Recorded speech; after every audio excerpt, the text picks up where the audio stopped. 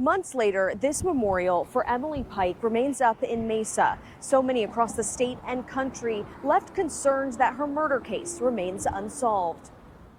We've got to let everybody know that she mattered. For Emily Pike's loved ones, the waiting continues. I can't let it be. We can't let it become a cold case. The San Carlos Apache teen was found murdered off the US 60 northeast of Globe months later and still no arrests. But the case really starts here in Mesa.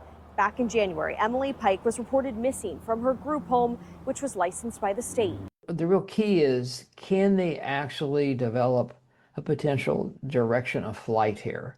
I sat down with Brad Garrett, who's a former FBI agent, now a crime and terrorism analyst for ABC News. When you talk about dismemberment, you've moved into an entirely different arena of the type of offender. We sent Garrett several news releases from the Gila County Sheriff's Office, which is the lead agency in this investigation. That includes one from June saying search warrants were served on a residential structure, vehicle, and storage trailer at unknown locations. ABC 15 was also told items were seized and sent to a lab for testing.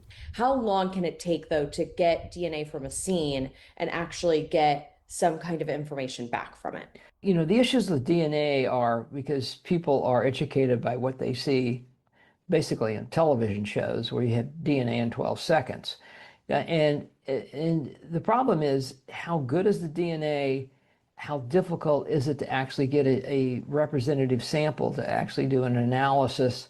All that plays into it. He also says crime labs in general are backed up. When it comes to data mentioned by investigators, Garrett says that could include cell data or cameras, but all of that takes time to gather.